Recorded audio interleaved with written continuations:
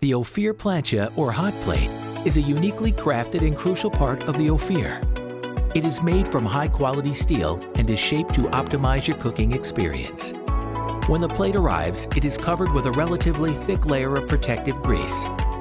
Heat your OFYR and scrape it off several times. Repeat this process with vegetable oil. After cooking, leave the plate oiled. Repeat the oiling process every 2 weeks. Remaining food residues can be easily removed with oil and your OFYR spatula when the unit is hot. When you experience rust, heat your OFYR and apply lemon juice or cola. Afterwards, you can scrape the layer of rust off easily and finish off with oiling the plate. You are now good to go again. If you miss maintaining or forgot oiling, more rust can layer up on the plate.